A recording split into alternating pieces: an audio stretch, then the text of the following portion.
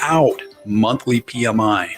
Save with a custom mortgage. Buy, refi, get cash out, or consolidate debt. Call 801-APPROVE or visit lendrightemortgage.com. For 15-year APRs as low as 2.05%, call 801-APPROVE or visit lendrightemortgage.com. For the ones who know safety isn't a catchphrase, it's a culture. And the ones who help make sure everyone makes it home safe. For the safety-minded who watch everyone's backs, Grainger offers supplies and solutions for every industry, as well as safety assessments and training to keep your facilities safe and your people safer. Call, click Grainger.com, or just stop by. Grainger, for the ones who get it done. Traffic and weather together. Here's Ricky Meese. Kind of quiet out on the Valley freeways, even though we have some wet road surfaces. Traffic is light, moving along just fine. No accidents to report on the freeways or main secondaries. Ricky Meese in the KSL Traffic Center. And KSL weather, high of 53 today with a 60% chance of showers throughout the day. A bit drier tomorrow with just some scattered showers and 55 degrees, then 59 on Saturday. Right now it's cloudy and 37 degrees at KSL News Radio, 102.7 FM, 1160 AM, and KSLNewsRadio.com. This is Utah's all-day companion for news. This hour, it's Let Me Speak to the Governor. Governor Spencer Cox answers questions from KSL. And from you, call now, 801-575-8255. Let Me Speak to the Governor, live from the studios of KSL News Radio, 102.7 FM and 1160 AM. Good afternoon, and thank you for joining us for Let Me Speak to the Governor. I'm Maria Chaleos, along with Utah Governor Spencer Cox. We will be taking your calls, 801-575-8255. You can also text us at 57500. Governor, I'd like to start out with some good news that you announced on the coronavirus front, and I understand that you are reducing the risk level for some counties today. That's right, Maria. It's been another good week for us on the coronavirus front. We continue to see declines in cases, although that has plateaued a little bit over the last couple of weeks. But we're seeing decreased cases in several of our counties. We had 3 counties that went from moderate to low, and we're so excited to have counties like Washington County, which was the biggest one, in Kane County, see those counties moving into a lower transmission state, and it's just more evidence that things are subsiding, that our vaccinations are working. And I just got my second dose as well. So for those on the video feed, if you see me moving my arm and kind of rubbing it, I'm told to do that so it doesn't hurt as much. I got mine last Wednesday, so I kind of beat you on that one, Governor. Good for you. We've also reached a record number of vaccinations in the state, haven't we? We have, yeah. We've had about 1.8 million doses total, first and second doses that have been administered. Well over 700,000 people now are fully vaccinated, and this was our biggest week ever. Over 200,000 vaccinations, first and second doses in 1 week. So it's just incredible. When I took office 101 days ago, we had just over 300 people that were fully vaccinated, and now to think that we have over 700,000 people fully vaccinated just 100 days later is a really big deal. And you're seeing that in the numbers, especially the mortality numbers, because we focused on our elderly population, our most at risk population. That was a decision we made when I became governor, and it was the right one. Some states did not do that, and what that means is because, about 3/4 of our deaths have come from those over the age of 65, and now 85% of those are vaccinated. So we're playing with the numbers, and the numbers are in our favor now, which for the first time in this pandemic. I would like to get your impressions on the lifting of the mask mandate. We did that last Saturday. I have to tell you, I was in a restaurant. I don't want to be a fearmonger or a naysayer. I don't want to come across that way.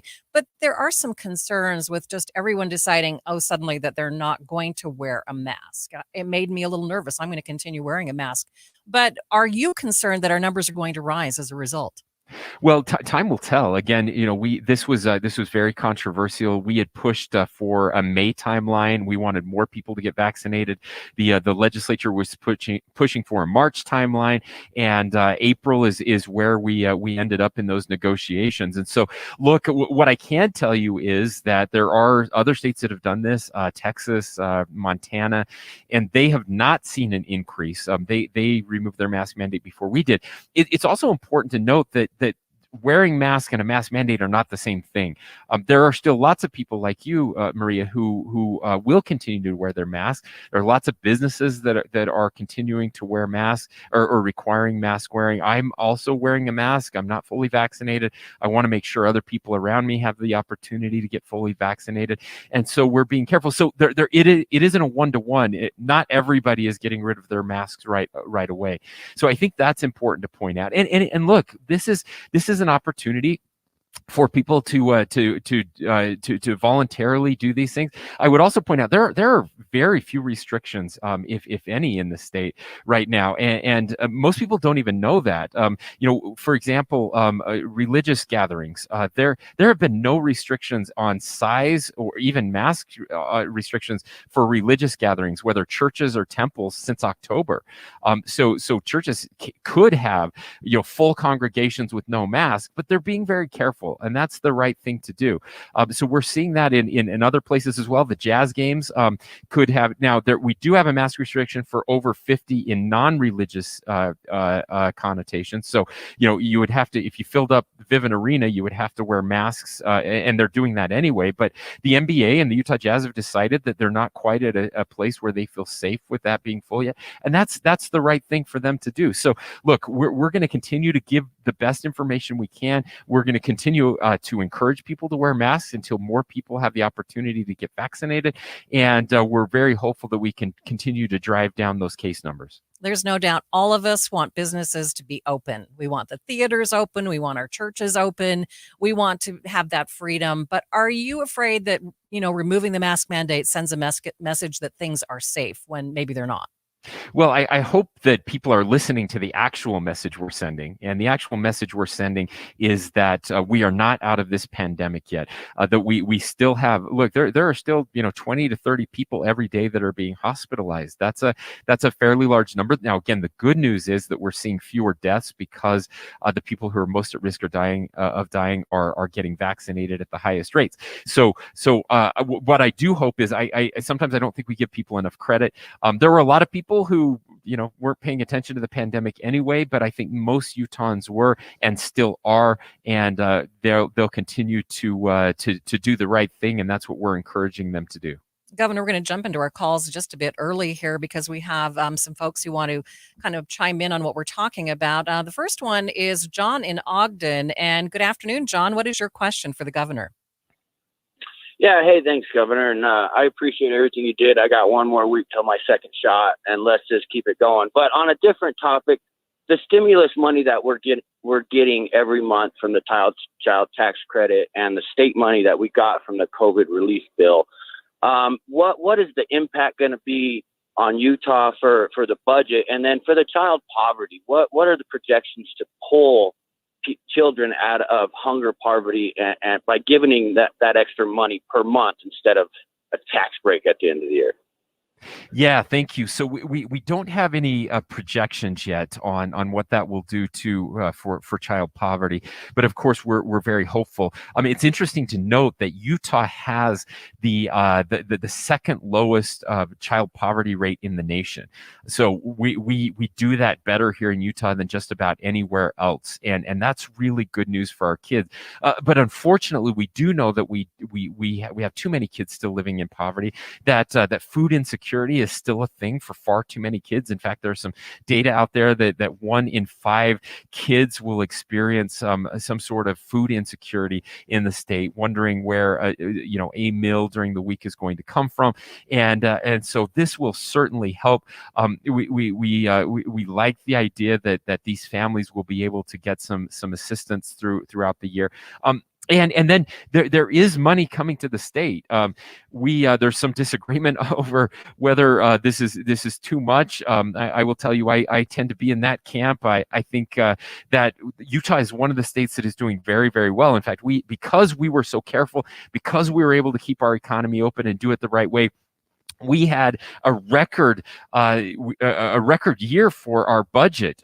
We were able to invest record amounts in education, which Utahns want. We're able to invest record amounts in infrastructure and give a $100 million tax cut back to our seniors, to our military veterans, and to families. So that's something we're really excited about. And now we have all of this money coming to the state. And so we want to spend it in the best way possible to make sure that we're investing in the future. If this money is going to come, and we didn't ask for it, but if it's coming, we want to make sure we spend it in a way that doesn't create new obligations and ongoing obligations, but that it will be able to benefit our kids and grandkids for generations to come. So that means investing in education, investing in infrastructure, investing in those types of things. What I will say is this: the legislature makes those decisions. So we are expecting to have a special session in May. We will call them back into session so that they can decide how to, and we'll make some recommendations to them, but they will ultimately decide where and how this money gets spent. But we think there's an opportunity for Utah to lead out in a very responsible way. And thank you for your call. And you are listening to Let Me Speak to the Governor on KSL News Radio. You can be part of the program. Ask your questions right now. You can call 801-575-8255. You can also text us at 57500. We'll be right back. Sometimes in business, the unexpected comes calling. From rent increases to increased orders to, I'm going to say it, unprecedented times. But don't bounce back. Bounce forward with Comcast Business. Bounce forward with fast, reliable internet on the network that can deliver gig speeds to the most businesses and gives you the flexibility to update your bandwidth in just a few clicks. Be fast, be flexible, be ready for what's next, and bounce forward with Comcast Business. Help your business to bounce forward with this amazing offer. Get a powerful and reliable internet and voice solution starting at $64.90 a month for 12 months with a 2-year agreement. And ask how to add Comcast Business Security Edge. Call 1-800-501-6000 today to find out more. Restrictions apply. New customers only with 35 megabits per second service and 1 voice line. Early termination fee applies. Equipment, installation, taxes, and fees extra, and subject to change. Security Edge available when added to Comcast Business Internet for additional monthly charge. Call for details. It's time to turn knowledge into power. And where your food comes from is an important factor for making quality food choices you can feel good about. Dairy West wants you to understand more about the foods you eat and where they come from. That's why they support teachers in their virtual dairy farm field trip, along with other online learning lessons at dairywest.com. Then there's live-streamed farm tours, so you can get an up-close and personal view of the farm and how your dairy is created and processed. Most of the milk you find at your local grocery store comes from a farm not too far away. How do you tell? Look for the plant code printed on your milk carton. If it starts with the number 49, it's Utah Fresh. Dairy foods play a big part in helping you reach your full potential. So turn knowledge into power now and choose farm fresh dairy every day. This message is brought to you by Dairy West. What's up, everybody? I'm Mike Wilson with Any Hour Services, and there's a good chance you've heard me talking about our free furnace sale, the one where you buy a new Carrier air conditioner and we give you a new Carrier furnace for just the cost to install it, about $400. Well, we still have a few more spots on our schedule we need to fill, so I'm extending our sale, but I'm not quite sure for how much longer. Definitely no later than April 30th, but once we think our schedule's full enough, I got to pull these ads, so don't wait too long to call and schedule your free estimate. The whole reason we do this sale is to give you an incentive to help us keep our guys busy when the weather's mild. And thanks to your help, we keep our guys busy and we keep growing. So if your furnace and air conditioner is ready to be replaced, you owe it to yourself to at least schedule a free estimate and get all the details on our free furnace sale. Just to recap, when you have Any Hour Services install a new Carrier air conditioner, we'll give you a new Carrier furnace for just the cost to install it, about $400. The furnace is free, you just pay the labor. If you think you might be interested, call Any Hour Services today at 801-443-7600. You can Google Any Hour Services, or you can schedule online at anyhourservices.com. Wasatch Credit Association is a locally owned company and the place to earn great rates on your money. Wasatch Credit Association certificates provide reliable, competitive, fixed interest rate returns from 3.5% on a 12-month investment and up to 4.75% on a 60-month investment, with interest paid out quarterly. A minimum investment of $10,000 gives you a fixed rate, fixed term, no fee certificate. So why settle for less? Interested? Call your local Wasatch Credit Association in Midvale today. 801-566-5559. 801-566-5559. Again, that's 801-566-5559. And visit them online at wasatchcredit.com. Find out how to grow your money today at wasatchcredit.com. Certificates are securities offered by Wasatch Credit Association and are not insured by any federal or state governmental agency. Available for Utah residents only. Get the latest breaking news on your phone. Just text the word news to 57500. That's the UCCU KSL text line. Love where you bank. Get your questions answered by the governor. Call 801-575-8255 to join Let Me Speak to the Governor on KSL News Radio. Good afternoon. Thank you for joining us for Let Me Speak to the Governor. I'm Maria Chaleos, along with Governor Spencer Cox. We are taking your questions again at 801-575-8255. You can also text us at 57500. Governor, we have a couple of texters here wanting to know, why are we continuing the mask mandate in elementary schools? Yeah, thank you, Maria. This is one we've gotten a lot of questions on, and look, I assure you, nobody wants this over more than me. I have kids in public schools as well, and would love to be done. But there are several reasons for this. The first is we know that the surge early on came because of schools, and that's where those were cases were transmitted into people who were more at risk. While we are getting very close to having people vaccinated, especially adults, we're not there yet. We still have a long ways to go, and schools are a very particular area where people are in close quarters for a long amount of time inside, and that's the recipe for the spread of the virus. But most importantly, Utah has been one of the leading states for keeping kids in school. I was with some school administrators yesterday, and they said, look, because of our testing protocol, because of our mask protocol, we've been able to keep schools open. And if we have spread in schools, massive spread in schools, then we have no question to have to quarantine and close schools down. And we don't want that to happen. We're so close to the end of the year. And not only that, but there are a whole bunch of kids and families that are still at high risk. And if we take away those mask mandates, those kids won't be able to come in-person learning. We want as many kids there as possible. We want to prevent spread. We're so close to the finish line. We just want to get through the end of this year. We're just a few weeks away. And so that's been the recommendation of the health professionals. And so that's where we're going to go. But then we're done. There won't be any masks in the fall. We'll be back to normal after that. Staying on the topic of schools, the next texter is asking if any of the federal relief money is going towards Chromebooks or iPads. They're concerned because they say their school's about to lose their technical support from Google and want to know if there's any help coming their way. Oh yeah, that's interesting. So I'm not familiar with that particular issue in that particular school, but the answer is yes. So we talked a little bit in the last question about the money that's coming to the state.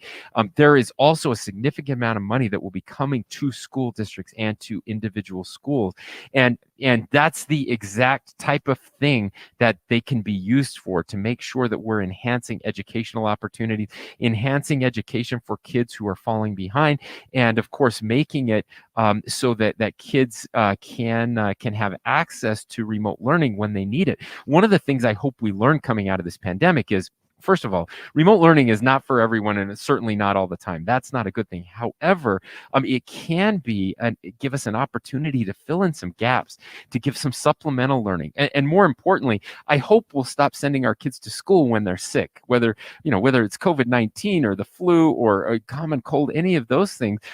But the reason people do that is they don't want them to fall behind. So if we have these tools available to our kids, then when they're sick, they can stay home and not fall behind. Or when they're when they go on sports trips, when they have to miss class for a drama meet or something like that, they could still keep up. That's the good news. There's no reason that we shouldn't have a remote option for kids that need it, and this money can be used for that. Governor, our next caller is James in Provo, and good afternoon, James. Well, good afternoon, Maria, and good afternoon, Governor. Anyhow, basically, I just wanted to compliment you, Governor Cox. If I heard the news report right, you're wanting to kind of do what I admire, some self-restraint on gubernatorial powers. And one thought I had, and it doesn't apply to you specifically, but all governors, wouldn't it be wise to have any, well, I'll just call it an executive order, be for a fixed period of time, say 45 days, and it would expire. That way it would allow the legislature or other body to meet, convene, and kind of collaborate with you and see if the idea of the declaration is good or bad and give input. And wouldn't that be a wise idea clear across the board? What are your thoughts? James, thank you. And you're right. I'm the rare governor who agreed that we have to put some guardrails around some of these the executive powers. And I think that's so important for people to understand is that in emergency powers, that is, as you said, that is a power that has been delegated from the legislature to the executive branch so that we can respond in emergencies, because it's too hard for the legislature, a broad body, to come together, find consensus in a very short amount of time. But there should be limits on what we do with that executive power and the timing on that. And so that's exactly what we've done here in the state of Utah. Is said, yes, we still want the governor to respond. We don't want to hold the governor back in any way in these emergencies, in any way that would hurt people, cost them their lives. We need that ability to respond quickly. However, over time, over 30 days or longer, then we have an opportunity to bring the legislature together to collaborate and find the right solutions, and they get to do their job in legislating and represent the people of the state of Utah. So that's exactly what we've done. We don't have usually the executive orders that I do are always related to policy that has already been passed by legislation. It's not kind of extra power that is granted out there. So that's not an issue. What you I think are talking about, though, we see at the national level a lot. And that is that the president does their thing and the legislature very rarely responds.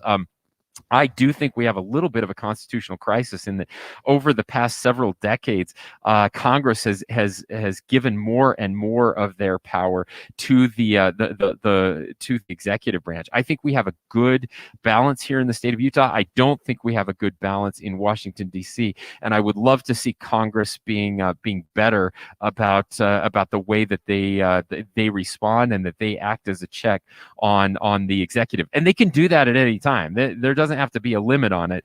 They could do it. They just need to be willing to exercise their constitutional authority. All right, James, thanks for your call this morning.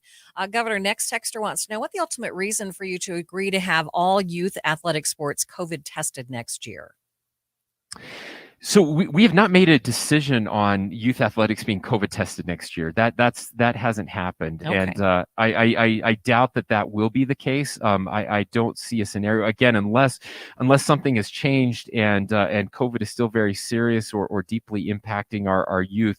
We are requiring it through the end of this year. And again, I know people are seeing this as a restriction, but I got to tell you guys, I mean, we are seen as a national leader. We have people coming from other states so that their kids can play sports here and they can do so safely. I had an athletic director for a school district tell me just this week that having that testing protocol saved us. It allowed us and continues to allow us to have these sports, to have these kids participate, and to make sure that we don't have any mass spread events. And so it's worked exactly the way it's supposed to work. And I'm so proud of our kids. It's amazing. I'm telling you, our kids are much more resilient than parents. Our kids can do hard things. They don't complain. They just go out there, and it's been awesome to see how successful they've been this year. And so we want to continue that. But I'm very doubtful that we would have any testing mandated going forward next year. Our next texter is taking us away from COVID. They're concerned about the drought conditions and whether you're considering a statewide ban on fireworks due to the drought.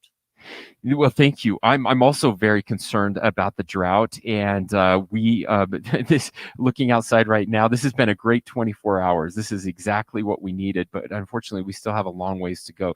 Those decisions will be made as we get closer to fireworks seasons. We have a much more condensed fireworks season than we've had in the past for that very reason, and so it will really depend on the conditions leading up to July 4th and July 24th, which are the two windows that we have in the state for fireworks.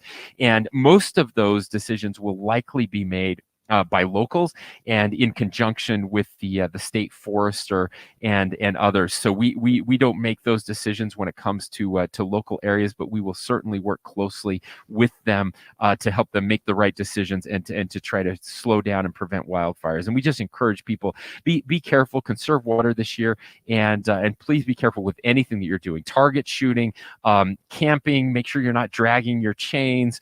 If you smoke, be careful where you put out your cigarettes, and if you're burning at all or doing any prescribed burning, I would just encourage you not to do that right now. It's a lot drier out there than people think and people realize, and much drier than normal for this time of year. We need to take a break from our bottom of the hour news. A number to call 801-575-8255. You can text us 57500, and we'll be right back.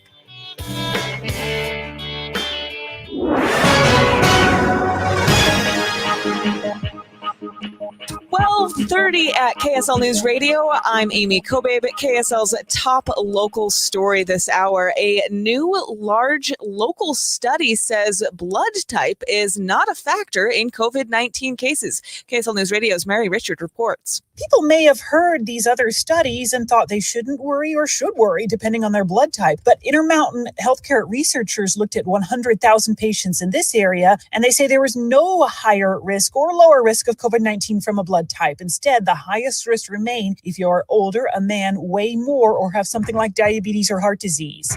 Doctors say vaccination is the best way to stop the risk.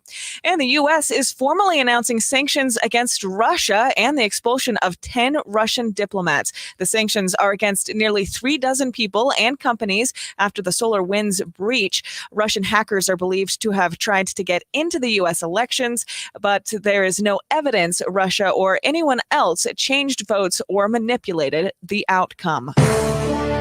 Our top national story this hour from ABC News. The presenting of evidence is wrapped up now in the trial of former Minneapolis police officer Derek Chauvin.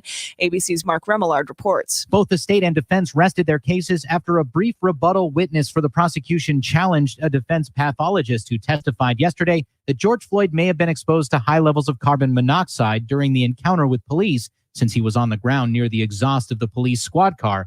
Prosecution's experts said Floyd's blood oxygen level was 98%, which is normal. After that, both sides rested, and the judge said he will hold closing arguments on Monday, giving attorneys time to prepare over the long weekend. Mark Remillard, ABC News. Your money at this moment, the Dow is up at 281 points to 34,012. The S&P 500 also up, and the NASDAQ also looking up right now. Coming up, we've got wet roads, but sun is on the way this weekend. KSL weather is next. KSL News Time at 12:32. Are you a small business owner and, like so many others, struggling to stay afloat during the pandemic? As business slows down, so does your cash flow. And after a year of slow, a lifeline could be very much appreciated. If you could use money to help keep your doors open and your workforce employed right now, MoFi can help. MoFi is a nonprofit lender that's now providing forgivable Paycheck Protection Program loans for small businesses in Utah. That's right. These PPP loans are 100% forgivable when used for eligible business expenses. The program has been extended till May 31st. But don't wait to apply, as funds may run out. If you'd like a PPP loan and haven't been able to get one at a bank or credit union, apply now at mofi.org. That's MOFI.org. You can also talk to a human about your application toll-free at 844-728-9234. That's 844-728-9234. Attention neuropathy sufferers. Amazing research has now shown that neuropathy symptoms can be reversed in as little as 1 week. In 2 short visits, one patient, Andrew, went from constant burning and painful feet to 50% improvement in his symptoms. He was able to sleep through the night and regain sensation, which had not happened in years.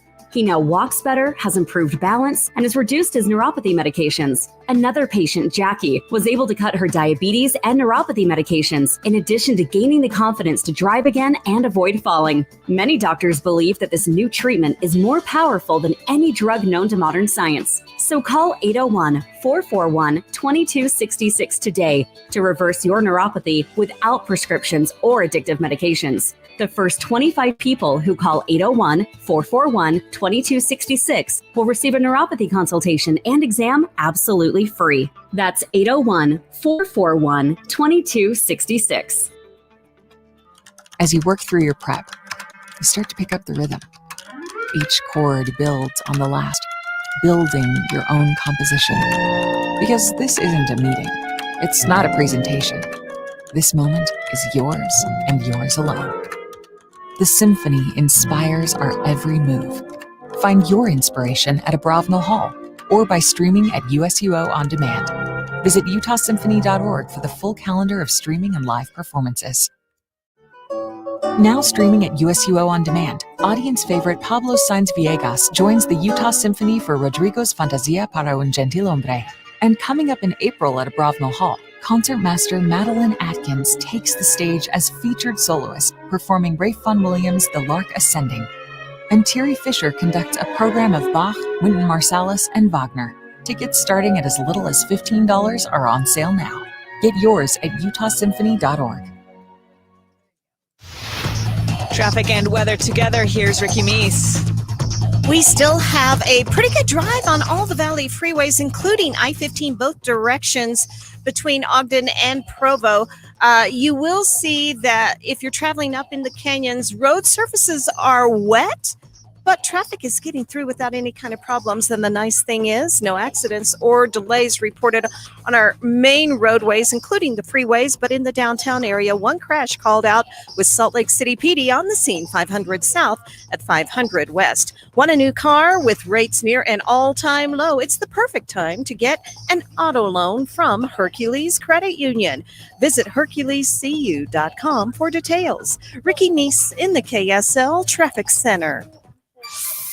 KSL weather, 60% chance of rain showers continuing today, high of 53 degrees. Tomorrow we'll get up to just 55, and it'll be mostly sunny this weekend with 62 on Sunday, and then we actually get 70 possible on Monday.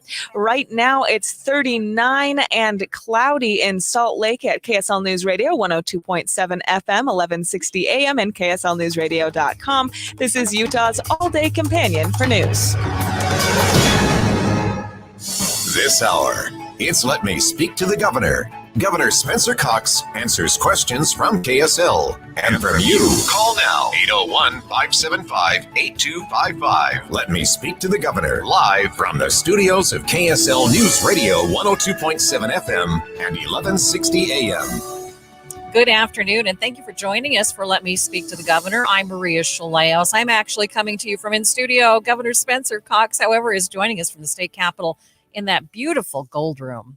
Governor, It's the coolest room in the state. It's so awesome to be able to do this, and I love the technology that makes it sound like we're right next to each other. it is great. Let's go back to our phone lines. We have David in Orem. Good afternoon, David. What is your question?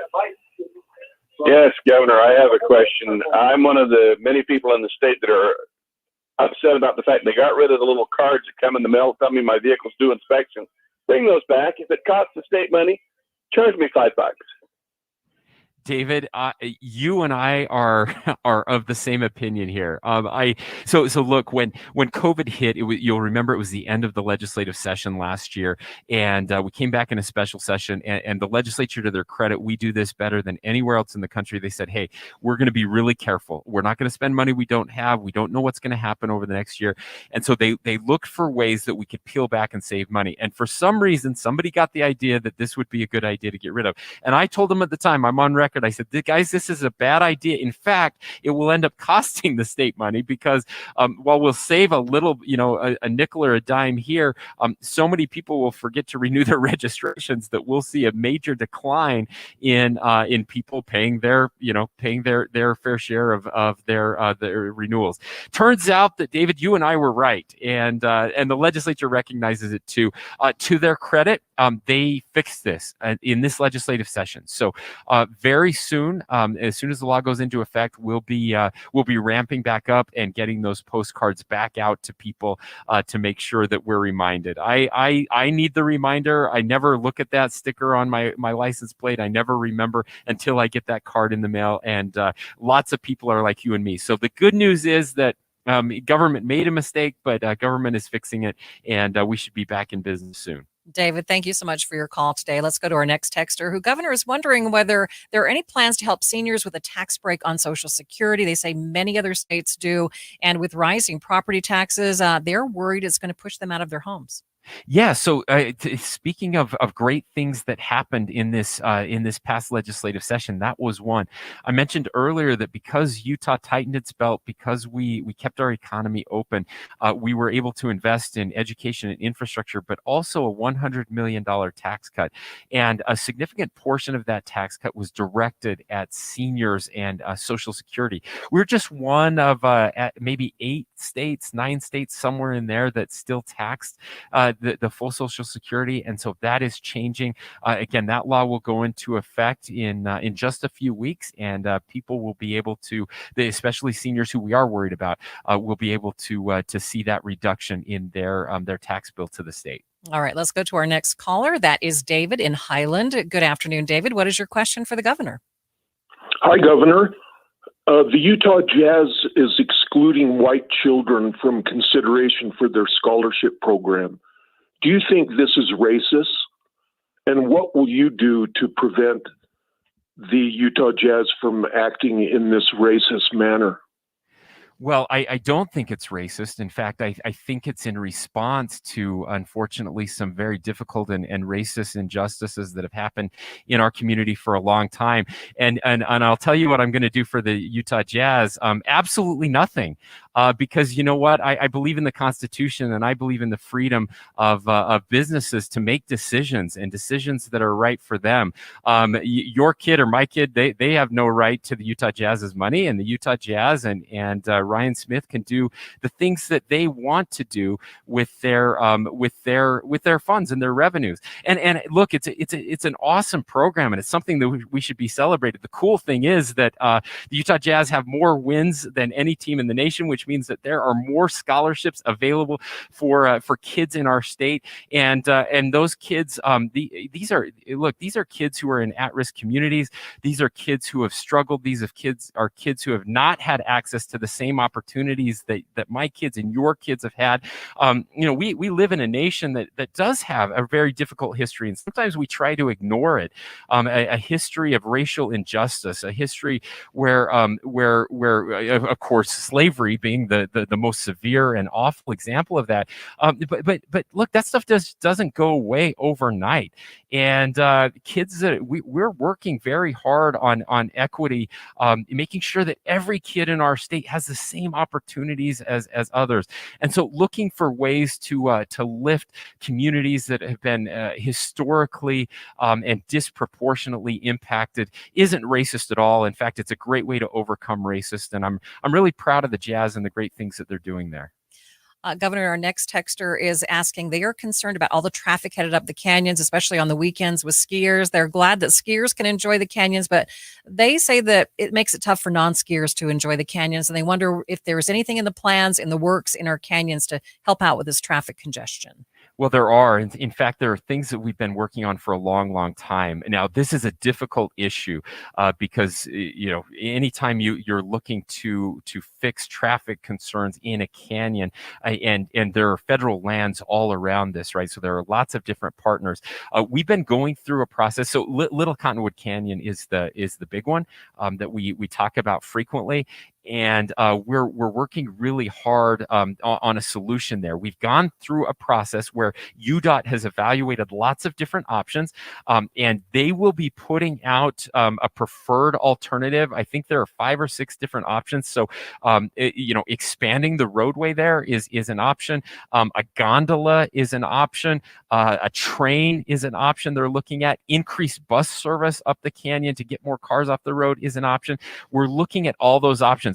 Tolling the road is an option. Making it a toll road is one option. There are a whole bunch of different things on the table. So they will come out with a preferred alternative, a recommendation, and then the public has an opportunity to weigh in and give us their ideas, what they think should happen, which alternative they would prefer, and then we as a state with the legislature will ultimately make a decision on what happens in that canyon, and see what we can do to increase access and make it so traffic isn't so backed up, especially during ski season. But I'm really excited at the opportunities and looking forward to see what shakes out and what the people of Utah would like to see happen there. Governor, Linda is next on the line from Cottonwood Heights. Good afternoon, Linda. Good afternoon. I have a suggestion. I'm wondering about doing away with park strips. On the news, they were talking about Las Vegas or the grasses or whatever. And I watched the water go down the gutter. And if we all, if the state came up with a program to help each of the homes do away, and I don't want gravel because that just ends up in the street. But if there was some way to either, make all the neighborhood the same, that if there was a program to help the families fix that, and I think that would save a lot of water or the drought that we're dealing with. We have a home or a street that has been all river rock, and it just really looks nice. Thank you, Linda. I love the way you're thinking, and that's a really excellent idea. We do look. We were working to develop new water resources, but as we continue to grow, we are the fastest growing state in the nation over the past 10 years. Interesting. There was an article out this week that showed it's not just that a whole bunch of people are moving here. They are, but we're not even, at least right now, top 10 for in-migration. But the interesting thing about Utah is nobody leaves. We were number 1 in the nation for people staying here. And so you don't get the turnover that you would normally get. And because of that, we're going to need more water resources over the next 30 years. And we're going to have to conserve water and be smarter with the way that we use it. And you've touched on one of those great opportunities for us to be more careful. Now, the park strip decision is a local decision. And so we would encourage you to reach out to your mayor, to your city councils to help make that decision. There are local planning boards, boards of zoning boards and planning commissions that work on this. And so I think that's a great way. As you know, we have declared a drought emergency in mid-March because we know, well, we are in a drought right now. And if things continue, it's going to be a rough summer. And so we want people to start conserving right now. That's one way to do it. I also like the idea of incentivizing homes to have less grass, which does require a tremendous amount of water. There are great ways to do that. As you said, there's some just beautiful landscaping out there that happens without the same amount of water as we use for our lawns. And so I could see an opportunity for us to help families that want to do that, not mandate it, but encourage families to do that, to save money and to save water. And so I like the way you're thinking, and we'll certainly talk to our mayors and commissioners about park strips and see if we can't do a better job there. Thank you, Linda. And we are taking your calls and questions at 801-575-8255. You can text us at 57500. We'll be right back with our final segment on Let Me Speak to the Governor. Oh man, have you seen the prices of Utah houses lately? We've probably looked at, I don't know, close to 100 houses. Buyers are willing to spend more to outbid their competition. Can we blame people moving here from California with buckets of cash? This week, KSL presents Price Out, a special series on finding an affordable home. And Friday at noon, a 1-hour town hall on home prices. Sponsored by Ivory Homes and KSL News Radio. Are you a business owner, entrepreneur, or someone that works with products that could use a boost in sales? How would you like to increase your revenue and dominate the competition? Alpine Digital Consulting helps businesses like yours take advantage of the $500 billion online marketplace. They've successfully taken products with zero sales to top sellers on Amazon and other marketplaces. The best part, your product may qualify for their revenue share program. In other words, they only get paid from the additional sales they generate, and just on the sales they generate. No more gambling thousands of dollars hoping for results. Alpine Digital Consulting has years of experience launching products both online and in retail stores. They know what works and what doesn't work. They can teach you how, or they can do it for you. Sell more now. Call Alpine Digital Consulting at 877-719-1221. 877-719-1221 or alpinedigitalconsulting.com. What can you do with a great rate on a home equity credit line from Zions Bank? Apparently, a lot of great things. Get 1.99% intro APR for the first 6 months, 3.50% to 5.00% variable APR thereafter, and get going on those home upgrades you've always wanted to make. Apply today at zionsbank.com/home equity or call 1-800-789-5626 to learn more about costs and terms. Loan subject to credit approval. Terms and conditions apply. See banker for details. Division of Zions Bank Corporation. NA member FDIC. Equal housing lender. MLS number 467014. This is the year I remodel that kitchen. This is the year I update that patio. This is the year I expand that home office. This is the year it can all happen with a home equity credit line from Zions Bank. Get 1.99% intro APR for the first 6 months, 3.50% to 5.00% variable APR thereafter. Apply today at zionsbank.com/home equity or call 1-800-789-5626 to learn more about costs and terms. Loan subject to credit approval. Terms and conditions apply. See banker for details. Division of Zions Bank Corporation. NA member FDIC. Equal housing lender. NMLS number 467014. How much money have you saved for retirement? What if you could make $250,000 work like it was $500,000? Or what if you could make $1 million work like it was $2 million? Now that would be amazing, right? Learn how you could generate tens of thousands, if not hundreds of thousands of dollars in additional retirement income at getmorewithboss.com. Just answer a few simple questions and you'll instantly receive a free customized report. This free report reveals how you could make your money go even further in retirement by generating more income, getting more from your Social Security benefits, and potentially saving a small fortune in taxes. Learn your Get More number at getmorewithboss.com. That's getmorewithboss.com. Advisory services offered through Boss Retirement Advisors, an SEC-registered investment advisory firm. Insurance products and services offered through Boss Retirement Solutions. Pick your promotion at Volkswagen Southtown. Get 0 payments for 6 months, double your down payment, or get as low as 0% APR for up to 6 years. VWSouthtown.com. You trust KSL for news and information in your car. Now trust us at home. KSL News Radio is your window to the outside world, keeping you informed on the latest traffic, weather, sports, and election coverage. Plus breaking news the minute it happens. Listen on the free KSL News Radio app, powered by Any Hour Services, Utah's HVAC, plumbing, drains, and electric experts. Get it now. Text the word app to 57500 or search for KSL News Radio in your app store. Get your questions answered by the governor. Call 801-575-8255 to join Let Me Speak to the Governor on KSL News Radio. Thank you for spending your noon hour with us, Maria Shilaos, along with Governor Spencer Cox. And we're going to squeeze in as many questions as we can in this last few minutes of the program. Governor, let's go to David in Salt Lake. And David, what is your question for the governor? It's related to traffic as well. We talk a lot about making roads wider or alternates like trains and things, but are we doing anything in the future to make our roads smarter? Should some of those investment dollars be spent on better communications between our phones and the grid system, or other things that would make traffic a lot less in Salt Lake Valley and across the Wasatch Front?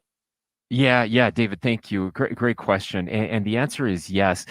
So of course we have the money that we have in the state from the gas tax as well as the general fund. About I think about $600 million from the general fund goes to roads, and Utah is actually known nationally and internationally for innovation, and UDOT has been very engaged in trying to make our roads smarter to improve the grid. We have the center, the UDOT center down here where all of the technology comes together. We've been expanding our fiber optic network, connecting our street lights as well as the cameras all across the state to bring them into to one location, to use algorithms to try to time those lights in a way that make it better and easier for people to get where they're going more quickly. And looking at a whole host of new technologies that are out there, including, by the way, drones and the ability for automated vehicles, both above the ground and on the ground. So driverless vehicles. We're working closely with manufacturers and innovators in those spaces as well. And UDOT. They've done all of these things. In fact, they have a partnership with Panasonic that will allow them to accelerate development toward a statewide system for collecting, monitoring, and sharing connected and autonomous vehicle data.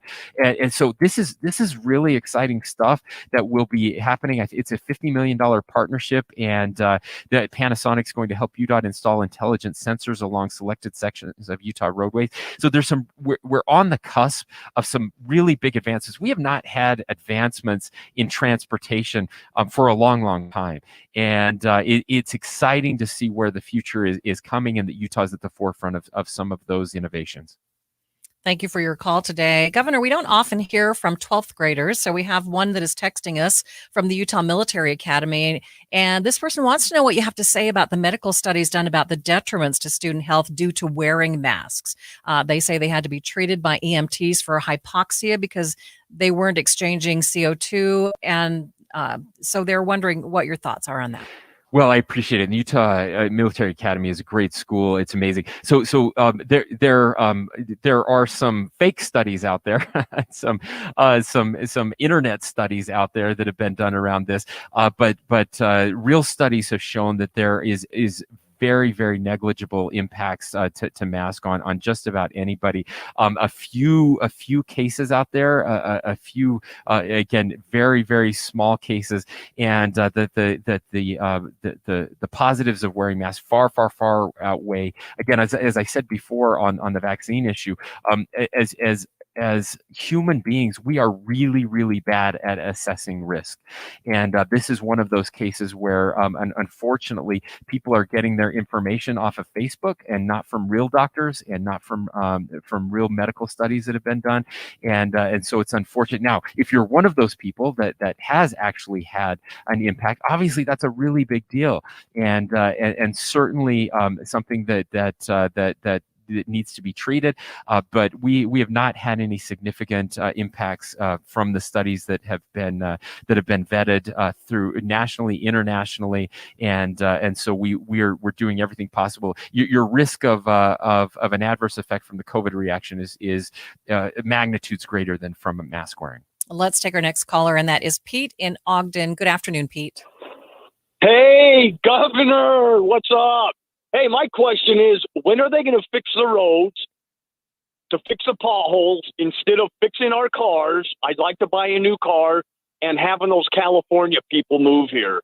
We made a mistake on that by building more homes. Pete, thank you. I need your energy today. It's Me so too. great to it's so great to have you on here. So Pete, I'm going to give you the good news first, okay? The good news is just this week there was a study done on the infrastructure, including roads, of every state in the nation. Here's the good news, and that is that Utah came out first amongst that. We have the best roads and the best infrastructure of any state in the nation. So we should be really excited about that. Now, Pete, here's the bad news. We got a C+, right? So if you're grading on a curve, we got the A. But unfortunately, we're not grading on a curve. It means we still have some work to do. Now, here's the thing. UDOT is always fixing the roads to ensure the maintenance of the roads and bridges. We know that good roads cost less, and so the cost to maintain a road is lower than the cost to replace a road if they fall into disrepair. Utah does a really good job of that. We supplement our gas tax with about $600 million a year in general fund taxes, and that's great stuff. But however, local roads, and this is something where I pushed the legislature last year. We were able to get more funding. We suspect that that we'll get more infrastructure funding from the federal government. There's a deal I know that the administration is working on with Congress right now, which will help local governments because they have not gotten what they need. The gas tax has not kept up with the cost of roads. So we actually have a need and an opportunity to help local governments. It's something I pushed for in this legislative session. We were able to get some additional funding for local governments, but we need to get them even more so that they can keep up with the potholes in their areas. Now, as far as the Californians moving here, look, that's not how it works. You can't keep people from moving to a state. That's not how the United States work, never has. We're building homes for our kids. While there are lots of Californians moving here, it's less than people think. Most of the houses are being taken up by our kids and grandkids. We have the youngest population in the nation. We have more kids per capita than anywhere else in the country. That means we need homes for our kids to live here. But that means, this isn't this isn't North Korea. People get to move and live where they want to live. The fact that people want to live here means we're doing something right. My only ask for the people is, look, you want to come here for a reason. Don't try to turn us into the place that you left. Try to keep us. There's a reason you love Utah. It's because we have these awesome conservative values that have made Utah such a great place. And there's a reason you're leaving California. So don't try to make us exactly like the place you left. That's my only ask. Governor, we have so many people still on the line, so many questions still to be answered. Hopefully people will join us again next month for Let Me Speak to the Governor. Thanks for being here today. Thank you, Maria. And have a great afternoon. Boyd Matheson, Inside Sources, coming up next from 1 to 3 here on KSL News Radio.